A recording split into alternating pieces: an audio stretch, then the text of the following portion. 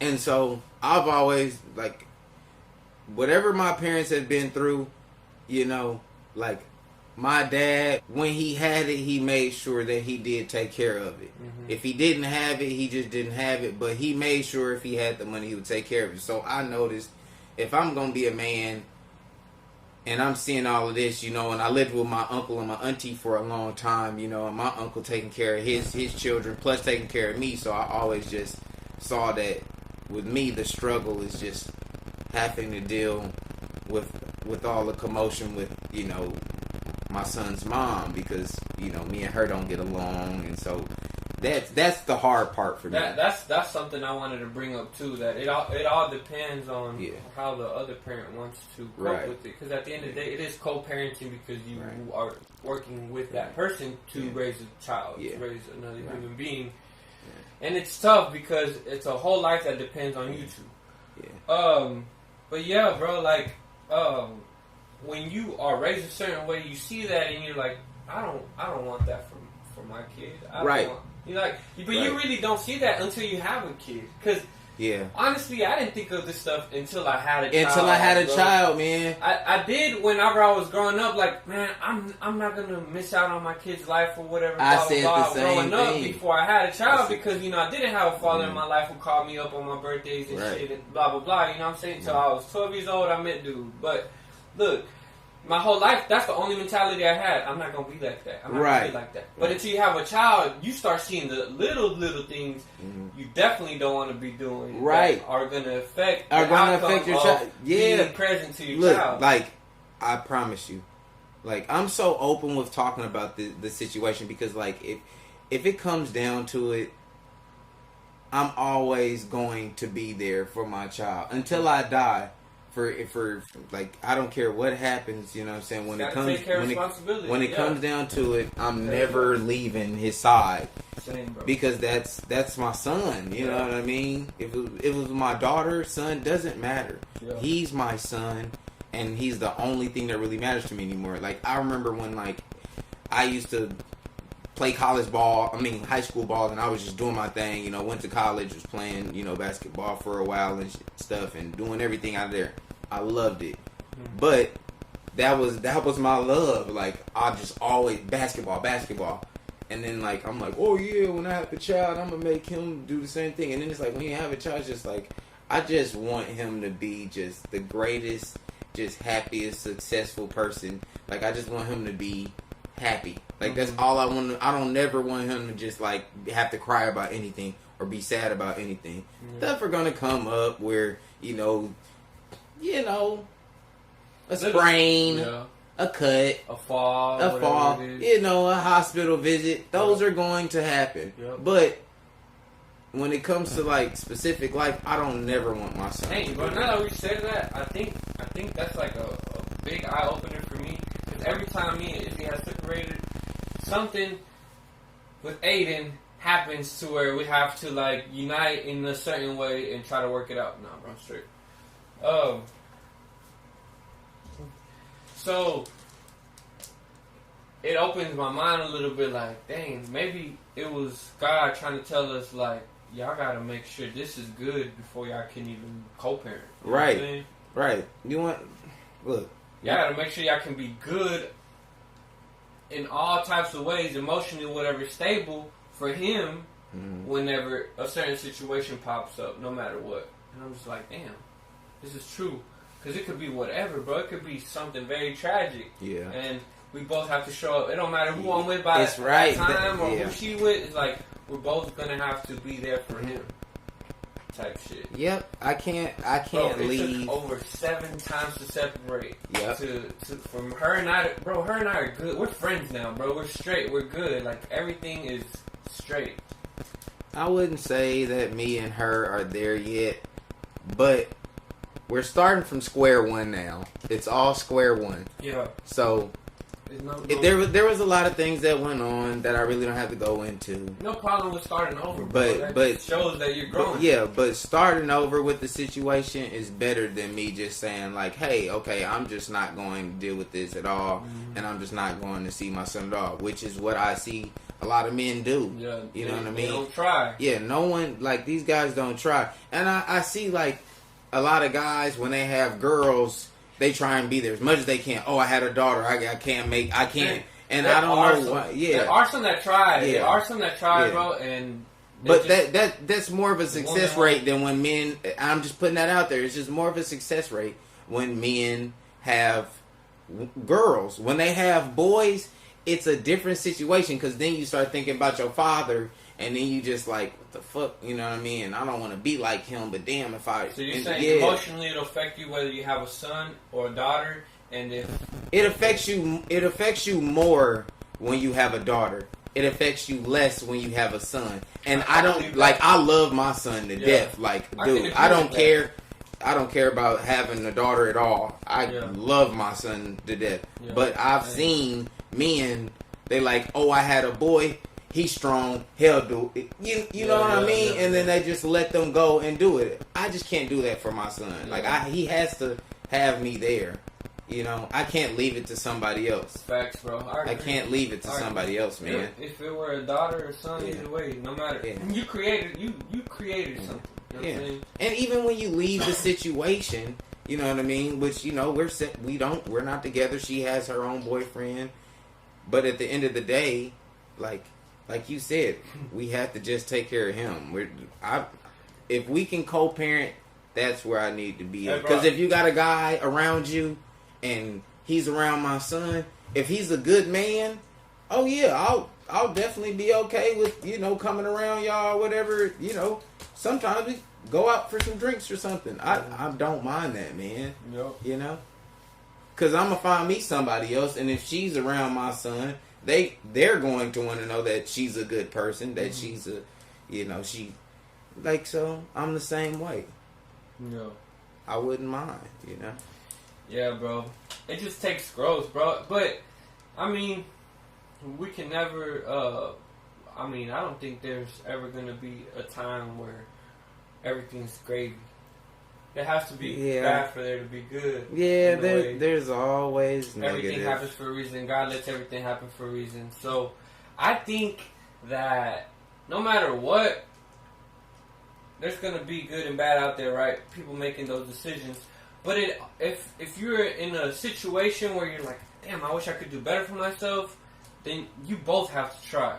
Both of y'all have to be there and try. You know what I'm saying? They both have to be there. Yeah, they both have to be there. So, there's no ifs, ands, and buts about, like, not being there for your child. If you're not being there for your child, like, you're dubbed as a deadbeat, and, like, I'm sorry for you as a deadbeat, but, like, I'm just saying, at the end of the day, I've had slander thrown towards me.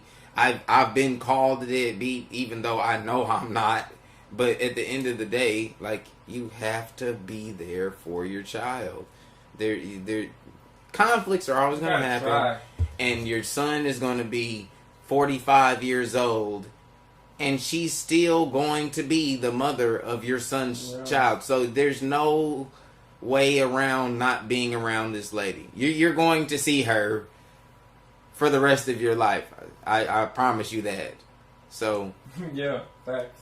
Like, even after dude's 20 or 30 or whatever, he's gonna be talking when about your son is in his 50s that. And we in our 70s or whatever it is. That comes to one decision that you make is whether I'm gonna bust in it or not. Yep, that's facts. That's facts, man.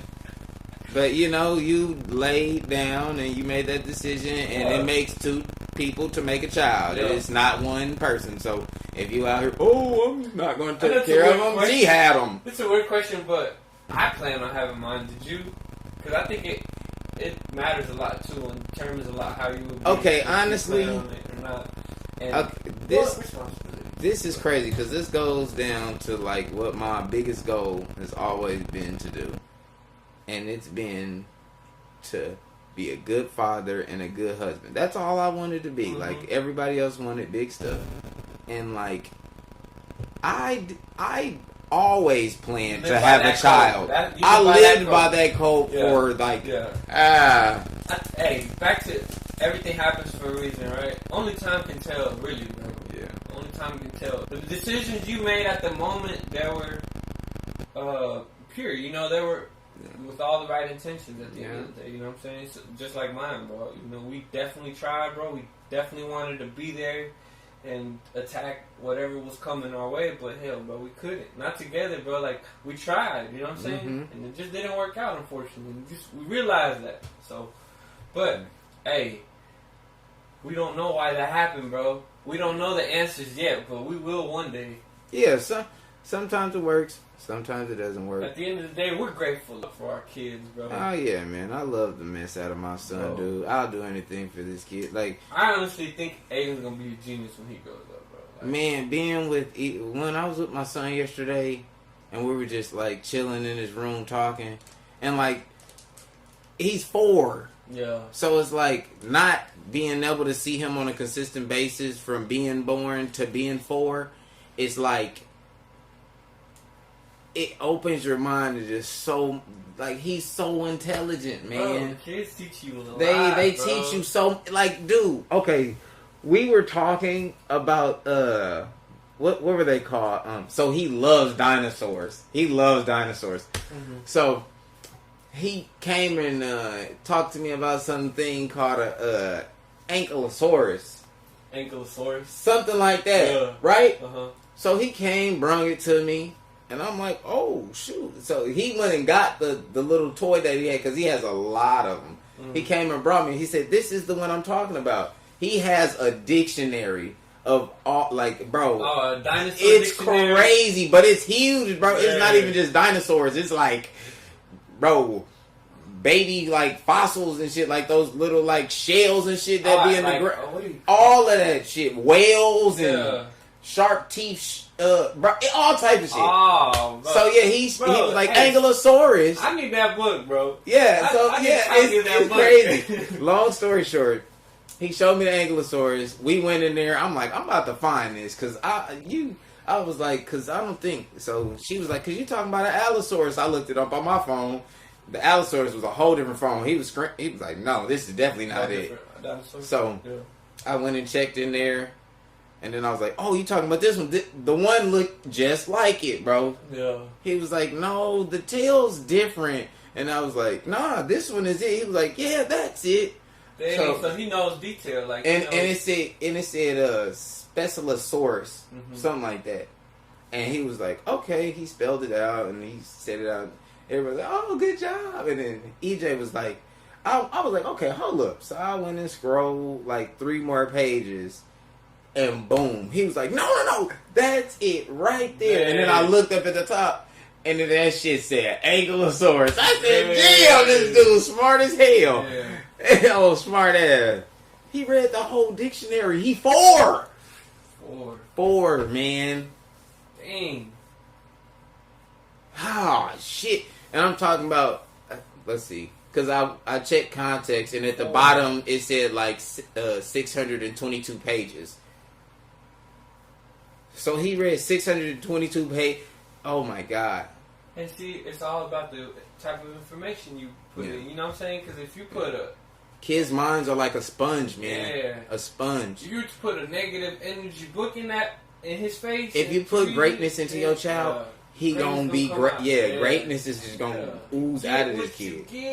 Yeah. But you can't give him greatness unless you're having greatness. Mm-hmm. Like, unless you're being great, your kid can't be great. Yeah, so you know? That's why they say love yourself before you can start loving someone else. Someone else. Mm-hmm. You give what you get. And it's funny because on the first episode, bro, it came to my mind. Like, I recorded it. I'm not sure I don't know yet, bro, if I'm going to release because I recorded it twice. Like, the first time I was like, all right, this is how I'm going to try to structure it.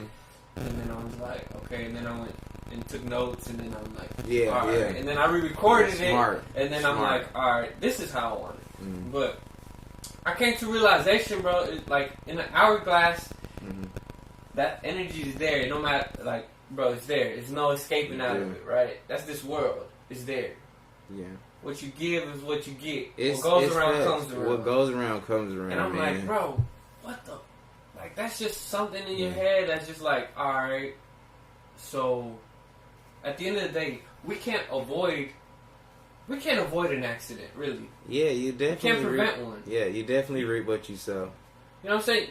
You can wear your seatbelt, you can do this, but if somebody is out there, whatever, or hell, if a tire blows or whatever, you know, any type of accident happens and you had all the control you had, and you were sober and you were good and you did what you could, bro, things happen. You do what you do, But at the end of the day, when you provide good energy, you receive good energy. Yep. You can only control what you can control, the controllables. Yep. Everything else is destiny. Yep. People... And we can't be mad at it. People that I know get mad over the craziest things. Like, just for no reason. That's why I say I outgrew a lot of my friends. Like I said, I have you as my friend. I have Kevin, and you know, I have Andre. You know, and then I have my homeboy Anthony. Like, it's just four. I have a small circle of friends, and you guys. Like my parents always tell me, like, if you're gonna have a friend, make sure you have a friend that'll tell you that was wrong. Mm-hmm. If you did something wrong, or if you doing something stupid, they'll tell you. Yeah. You always tell me if I do something stupid. Oh, boy, you better not do that stupid ass shit. You always remind me too. Shit, yeah, bro, that's what I'm saying. Yeah. You always have to have that friend that does that. So, like, we make music, you know, and I do my thing. But at the end of the day, bro, I like how we have the same energy and the same the same ideas, bro. Yeah.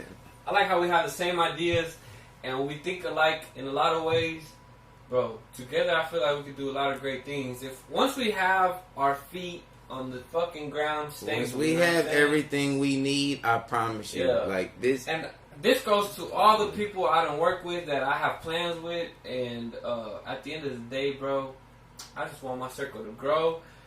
But I want it to grow, organically, to where my circle is growing because you're growing your circle, and I'm growing my circle, and my homeboy's growing his circle slowly. Slowly but surely. Yeah. Slowly but surely. We help one person at a time. I think we'll be able to make a whole lot of difference and a lot of change rather than trying to help 100 people at a time. Yeah, there's too much negative, and we need way more positive than what we have in the world. Even if they were all positive. Yeah.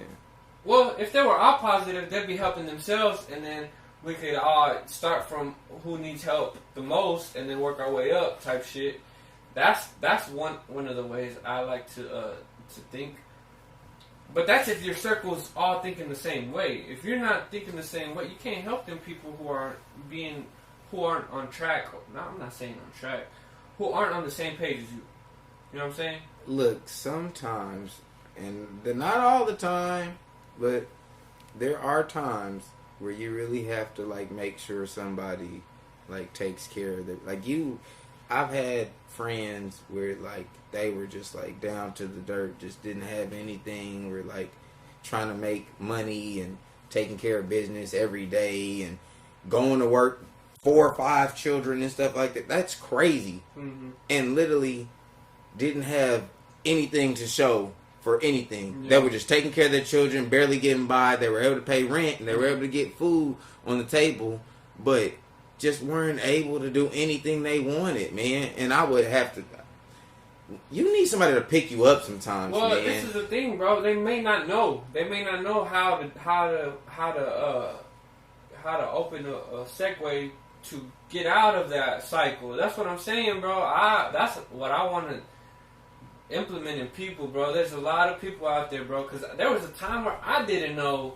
Look, there was a lot of times where people would try to give me advice and put me on the right track of a lot of things, but I was just too blind to see it, or I just wasn't open enough, grown enough, or, you know what I'm saying, wise enough. And then now that you see it, it's like, oh shit. But bro, there's some people who don't even have that opportunity available to them. Right. Yeah. To even hear that out or understand that or get that information. That or sucks. Education. Or man, whatever. That sucks they so bad. They say that it's not true, bro, but at the end of the day, it's true, bro. There's so much negative being put in these people's faces that there's no way anything positive is going to get their attention. You know what I'm saying? Right. Because they're so used to negativity. Yeah, they're so used to that cycle. It's like a hypnosis that you're in. I guess you can call it a hypnosis. Bro, a lot of people in business understand that. And they use that to take advantage of people and get money from them. I know that's facts, bro. It is. I know that's facts. It is. It's just like seeing cancer or seeing diabetes. Like, cancer, it's $1 trillion industry. And they make so much money off of that too, and it just goes back to that same thing. Like, wow, there's a lot of rigged things that a lot of. I just can't explain it either, man. It's just let's stay on the positive note. Things we can do. Yeah.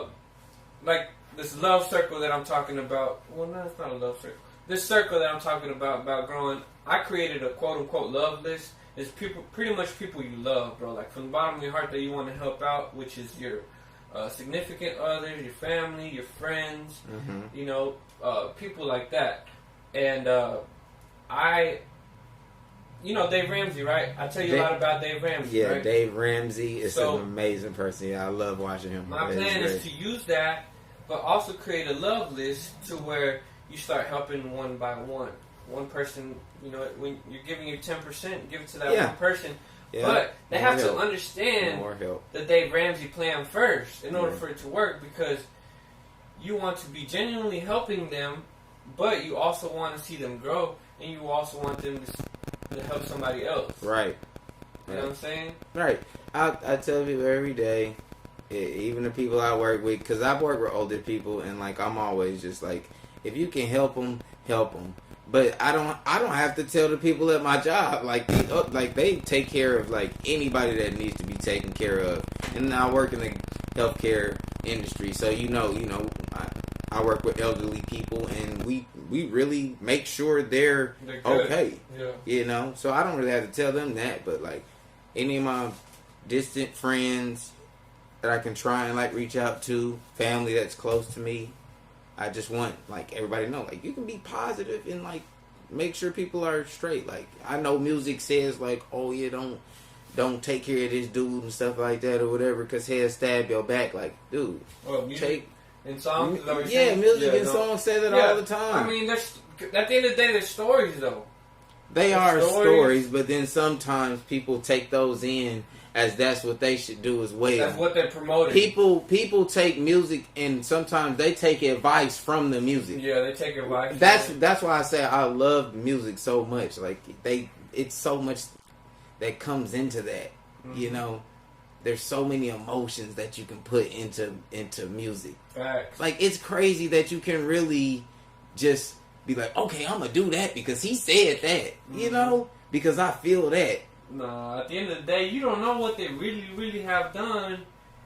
But people still take the advice of that. They still take the advice from and they'll use it in their daily lives. You gotta know how to use what you hear and receive and make a good outcome out of it. Yep. Kind of like trees help. Carbon monoxide and carbon dioxide that they receive, they create oxygen out of it.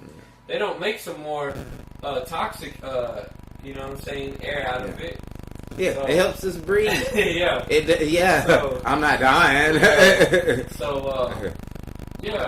Try to be optimistic and look at things differently. Differently. I don't know why people aren't so optimistic. Like, optimism is probably that's the golden key for sure, bro. Optimism is like one of the big. Because when you're optimistic, you can afford to be patient, to be calm, to be happy, to be relaxed, bro.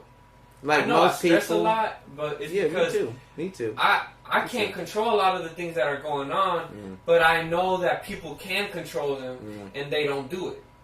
You know what I'm saying? They don't. But it's like, that's why I stress. That's why I really stress.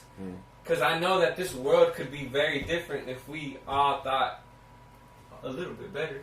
Or tried a little bit more. Yeah, try just a little bit. Thought the way we thought now, but tried a little bit more. Like, put a little bit more. You'll see yourself grow if you try more. Mm-hmm. And I'm a prime example of that, 4 years of just not seeing my child and doing what I, That's tough, bro. And not being able to see him and all of this. But I knew when I did get that chance that I was going to make the best of it. And that's what I'm doing right now.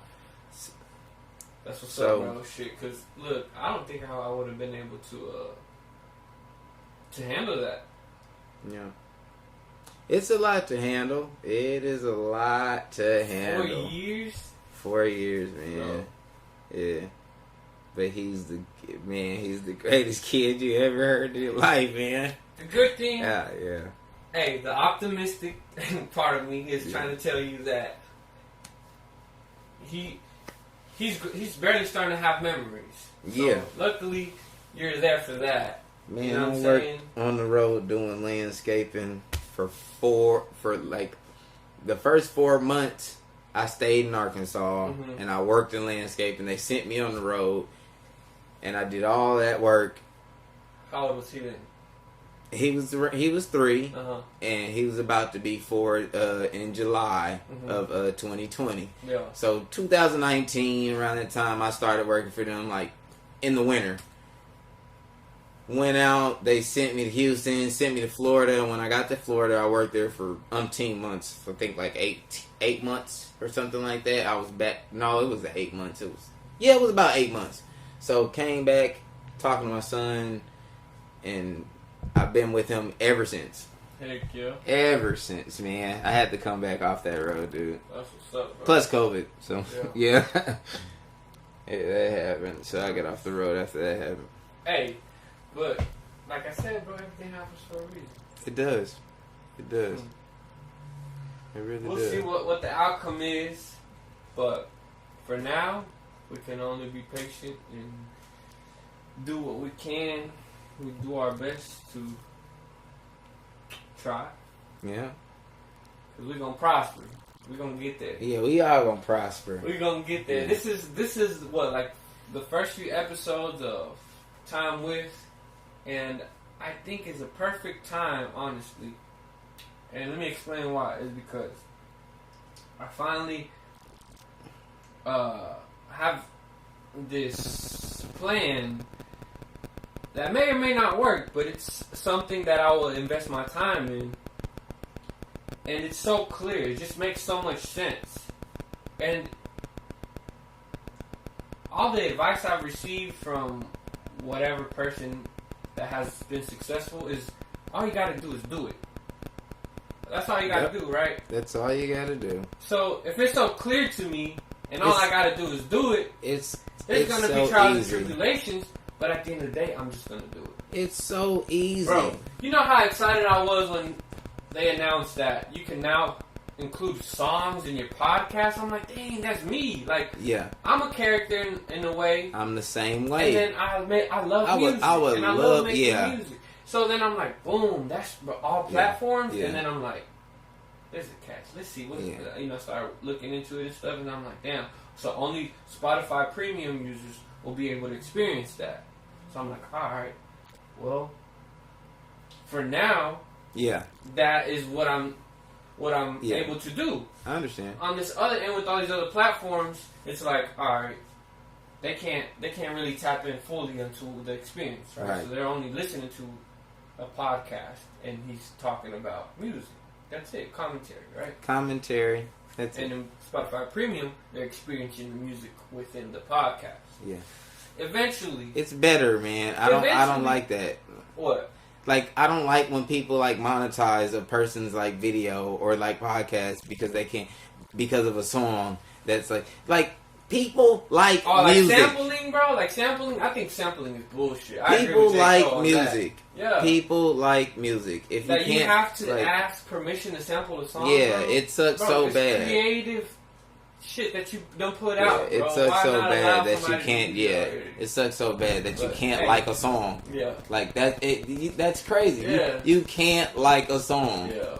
Like, That's wild. Yeah. But hey, we see it growing. We see that it's getting somewhere. Yeah. Eventually, it may be on all platforms. So this is why I'm sticking to it, and I'm gonna do it. And bro, I may have my own radio station one day. I don't know. Hell.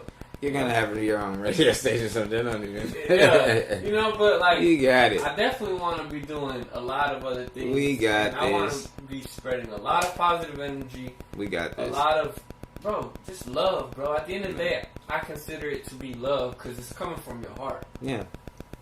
Love and positivity. Yeah. But this has been Hourglass Productions presenting to you the new Time With season, and I think this season will be forever because I'm gonna be here until I'm gone. This hour, this Time With was with my boy Apollo's here. It's been a pleasure, bro. Been a pleasure, y'all. We're gonna close out with some victory lap music, right? You know what it is. We're gonna close out with some victory lap music. But bro, it was a pleasure having you, and I'm ready for some pizza, bro. What you say? Let's go get some pizza. Let's get it. Love, peace, and hair grease. Peace. What you say? Love, peace, and hair grease? Yeah, that's what I always say. That's what my auntie say when we always leave. Like, when we always leave the house and shit. Like, when we about to go somewhere. Love, peace, and hair grease. She started this. Everybody say that shit in my family now. What the? Hey, little piece of hair grease. Everybody.